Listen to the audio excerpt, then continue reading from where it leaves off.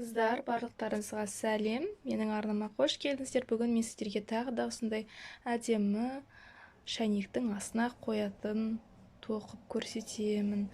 Карантинде отырып, менің шабытым ашылып жатыр, тоқып сіздерге көрсетіп бәрін. Балаларым шуласа да, жыласа да, оларды тоқтатып қойып, үндемеңдер, мен видео түсіріп жатырмын деп әйтеуір сіздер де қыздар үйренсін, істесін, тоқып алсын, өздеріңізге, жақындарыңызға сыйлаңыздар. Сол үшін мінекей сіздерге бүгін видео түсірдім. Тағы да әлі бұдан да қиындауы бар. Ол үлкен табақтың астына қойылатын, оны монтаждап жатырмын. Бүгін осыны тоқып көріңіздер, бағамды беріңіздер, лайк басыңыздар, комментарий жазыңыздар. Мені көңіл қойып тыңдап жүргендеріңізге рахмет. Әр пікірлеріңізге мен рахмет айтамын. Пікірлеріңізді міндетті түрде күнде оқимын, жауап жазамын. Менің инстаграм каналыма жазыңыздар. Бұрымды келін осы видеода бар. Мінекей соңында видеоның әр видеода жазылып тұр, бұрымды келін деп. Инстаграм парақшама жазылыңыздар, конкурстар болады, қатысыңыздар. Сол қыздар, мен сіздерге үйретерім көп. Тоқып алыңыздар. Бұның ілмешегі бар, асханада іліп қойсаңыздар болады. Ол үшін қыздар, біз шеңбер жасап аламыз, түйіп аламыз. Кішкентай шеңбер. Осыдан 1, 2, 3, 4, 5, 6 өрім жасап, ең бірінші шеңберімізге бекітеміз. Яғни бізде осындай үлкен шеңбер шығады. Осыны біз үлкейтеміз қазір. Бағандылар жасаймыз. 2.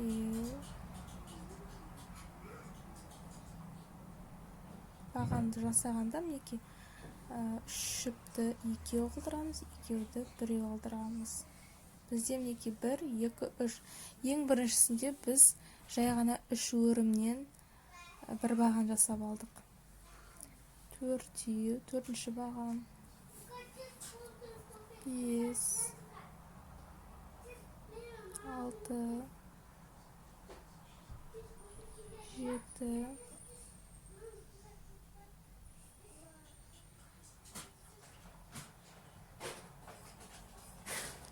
8,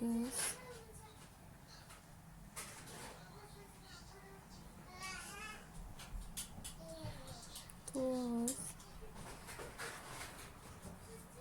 10, 11,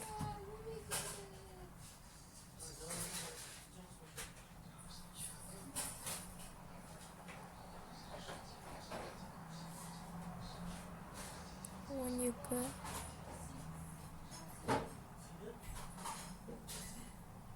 13, 14,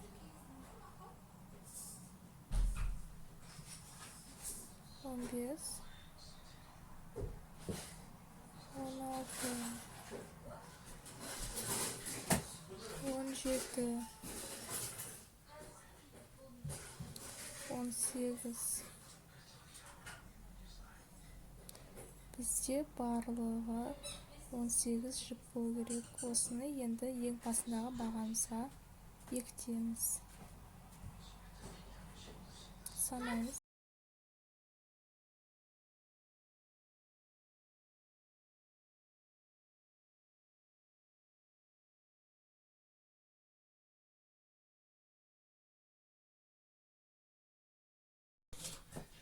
Енді қыздар, біз өрім жасаймыз 23 жіптен.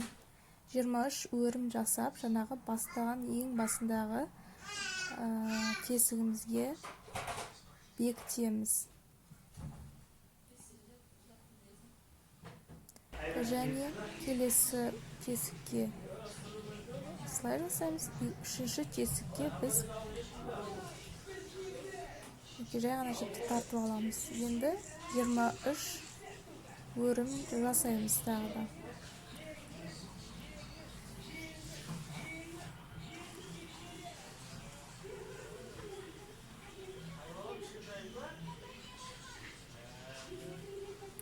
23 өрім жасағаннан кейін жаңағы бастаған 23 өрімді бастаған жерге, бастаған тесігімізге бекітеміз.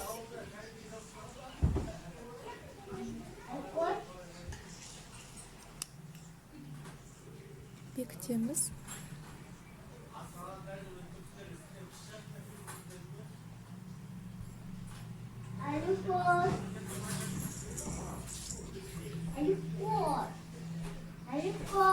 Келесі тесікке біз күршігімізді кіргізіп, жіпті алып, екеуді біреу қылдырамыз. Екеу осыны біреу қылдырамыз. Келесі тесікке жай жіпті алып, тартып жіп шығарамыз. Енді 23 жіпті тағы да тоқимыз. Неке бізде 9 осындай 23 жіптен 9 осындай жіп шығу керек, яғни лепесток деп аталады, жапырақ деп аталады, жапырақша. Енді не істейміз? Әрбір жаңағы 23 жіпке біз өрім тоқып шығамыз. Ол үшін жаңағы басынан бастап 23. Енді қараңыздар, әрбір тесікке күршігінді кіргізіп, екі жіпті біреу қылдырамыз. Солай біз 11 өрімді осылай тоқып шығамыз. Яғни тесікке күршігімізді салып, жіпті алып, екі жіп болса, оны біреу қылдырамыз. Ол түсінікті шығар деп ойлаймын, қыздар. Және 11 өрімді тоқып болғаннан кейін 12 өрімде біз бір тесікке 3 осындай жаңағы жарты баған тоқуымыз керек. Мен бұны жарты баған деп айтамын. Бір бағанды біз 3 жіптен құралып, оны екеу қылдырып, оны біреу қылсақ, біз оны баған деп айтамыз. Ал бұл жарты баған. Яғни екі жіпті біреу қылдырған, ол жарты баған болып есептеледі. Жаңа 11 жіптен кейін біз дәл ортасына 3 жіп тоқимыз.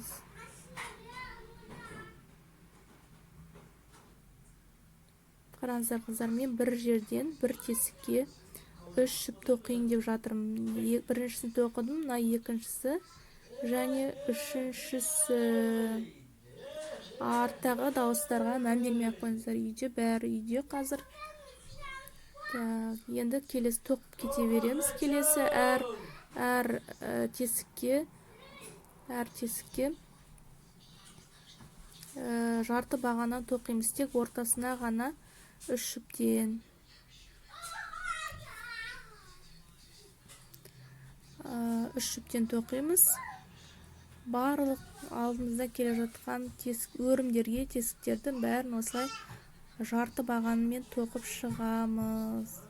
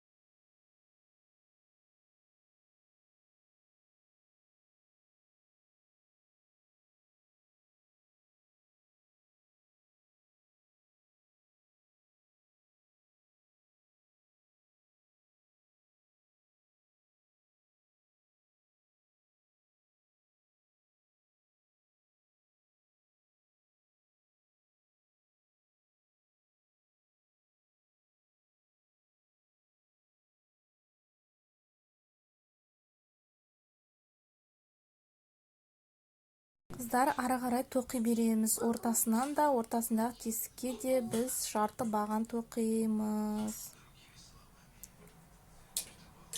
Ортасында да енді басқа түсті қосамыз. 11 жіп, 12 жіп қосамын. Ол үшін былай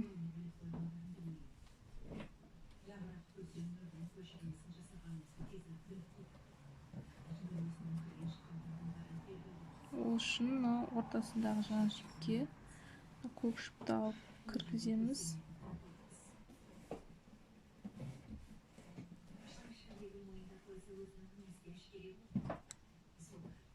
Көк жіпті қосып тоқып жүрсек болады. Әр тесікке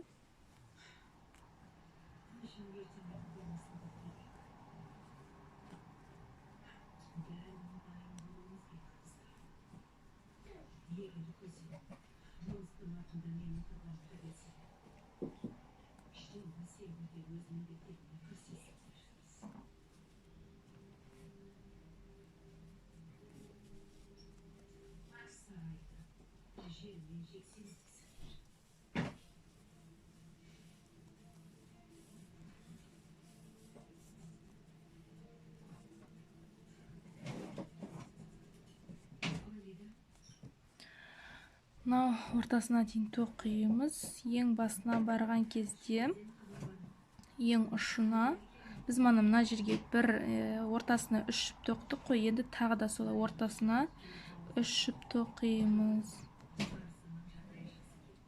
Неге ортасына келе жатырмыз. Енді дәл ортасына 3 жіп тоқимыз. 1 2 3. Сосын арғатай кете береміз.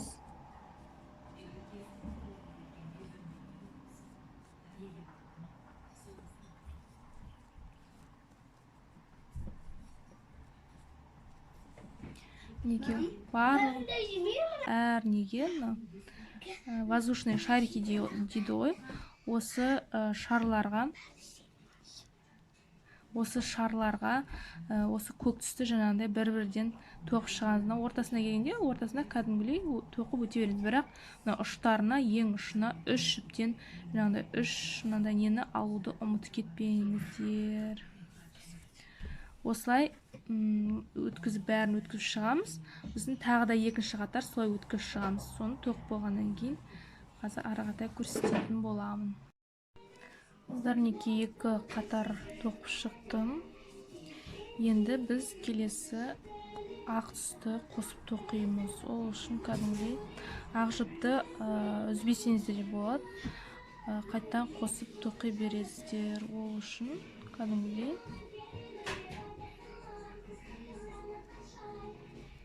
көк жіпті де үзбей қойсаңыздар болады. Или кішкене бүйтіп қосып тоқып жүрсеңіздер болады.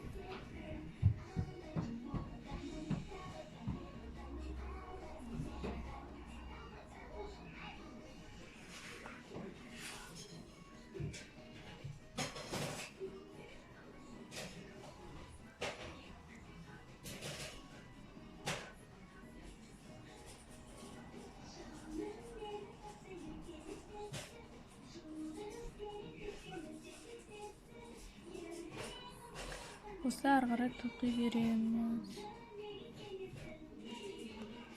Мына жерге ұшына дейін ең басына барғаннан кейін ең ортасына мына тоққан сияқты бір жіпке ең басына 3 жіптен тоқимыз. Сөйтіп 2 қатар осы ақ жіппен 2 қатар тоқып шығамыз. Қыздар, міне ақ жіппен де тоқып болдық. Енді көк жіппен бір қатар ғана тоқып шығамыз. Бір қатар осы көк жіппен тоқимыз.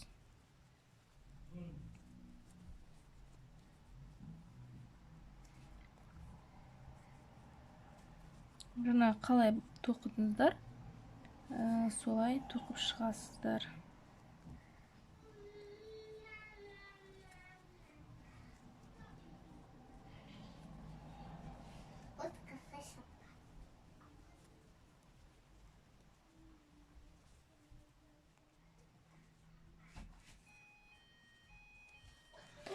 Мына ұшын 3 бұрыш жасауға ұмытып кетпеңіздер, яғни ең басына, ең ұшына 3 жіптен тоқимыз. Солай бір қатар тоқып шығыңыздар. Қыздар, біз тоқып болдық. Мінекей бір қатар. Енді келесі қатарда былай істейміз. Осы көк түспен жалғастыру керек, бірақ менде көк түс бітіп қалғаннан кейін мен ақ түспен кете беремін. Ол үшін мына басынан ең ұшында біз үшеу тоқыдық қой, соны санамағанда, оны санамаймыз. Сосын оны санамай тұрғанда мына жетінші бағанға не 1, 2, 3, 4, 5, 6, 7-ші неге дейін, мына бағанға дейін біз жай былай тоқып шығамыз. Тоқтай тұр.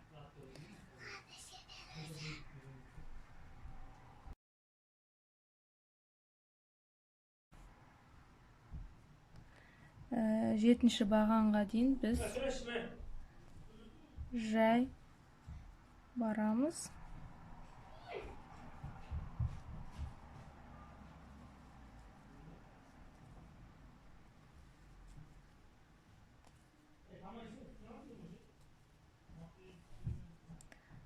бір, екі, үш, төрт, бес, алты, жеті, міне келді жетінші неге дейін. Енді қараңыздар.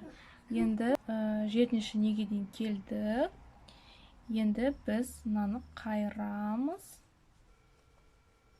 Осы тоққанымызды қайырамыз. Кейін мынаны екінші жапырақшаны былай қайырамыз. Сосын санаймыз. Не басында мінекей 3 не тоқыдық қой. Бұны санамаймыз.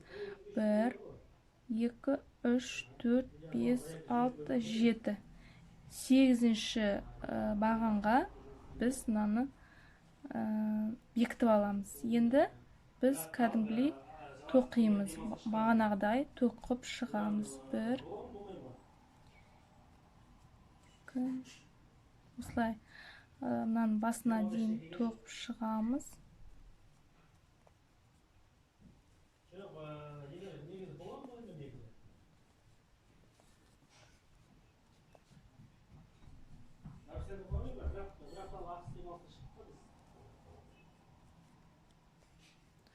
Енді ең басына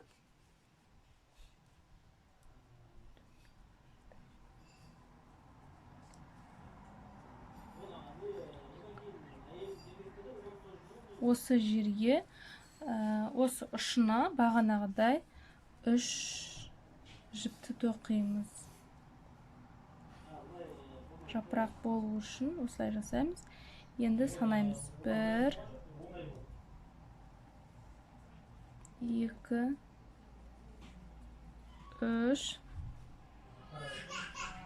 4, 5, 6, 7. Енді келесі жапырақшаны аламыз да. Келесі жапырақшаны тағы да былай бұрамыз да, жетіншісін санаймыз. Мына ең басын санамаймыз. 1, 2, 3, 4, 5, 6, 7. 8-шісіне жібімізді бекітіп аламыз. 1,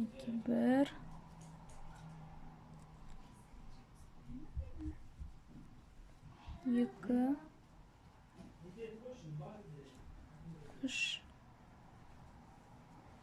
4,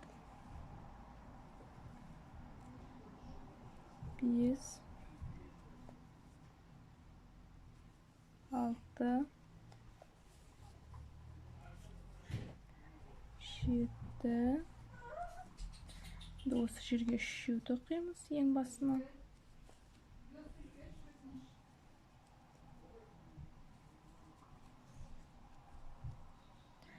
Енді тағы да мына жаққа дейін 7 тоқимыз.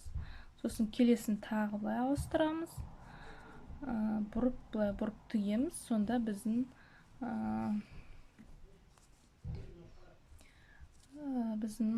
табақтың астына қоятын, шәйнектің астына қоятын осындай неміз дайын болады. Өте әдемі болатын сияқты. Қазір тоқып тастайық осыны сіздермен бірлесіп отырып.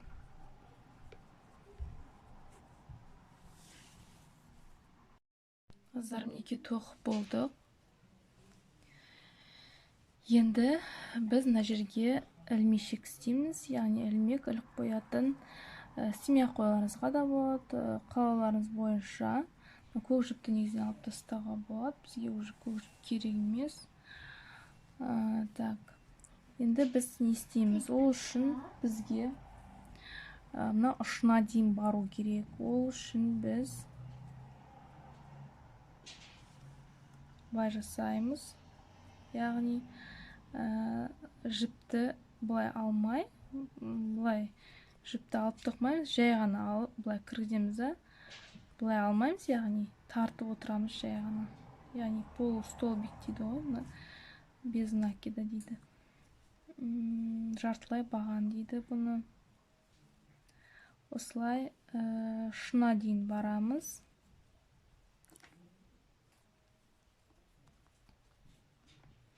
Ұшына барғаннан кейін әркім өзінің қалауы бойынша 20 өрім ба, 10 или 15, 25 істеуге болады.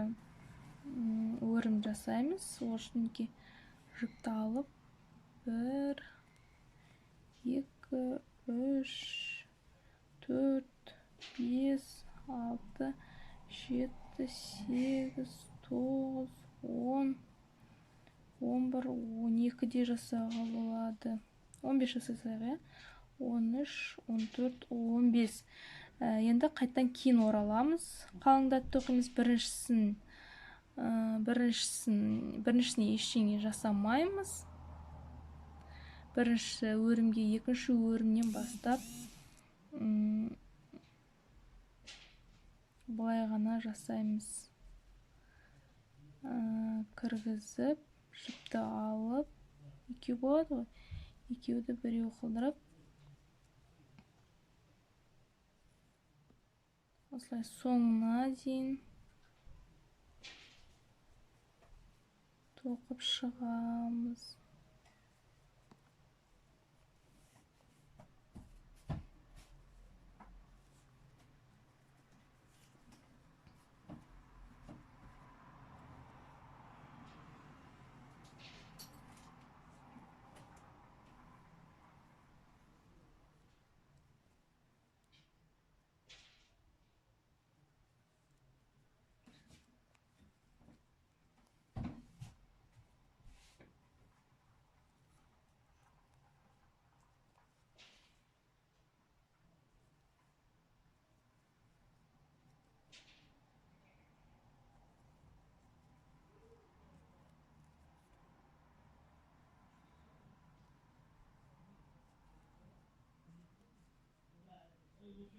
Және соңын осылай тоқимыз дағы. Мынаны бұлай бұрып, оны ыңғайсыз болып жатыр просто. Мынаны бұрамыз да, қарап тұрсаңыздар. Осы жерге қайтадан тоқимыз. Біріктіріп тоқимыз.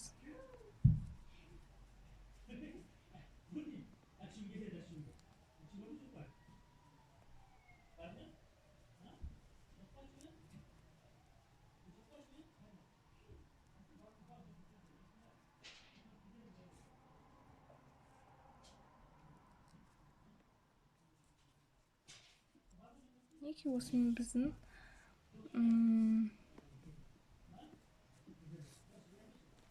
ілмешегіміз де дайын, іліп қоюға болады. Асханаңызда, ас үйіңізде өте керемет болып шықты.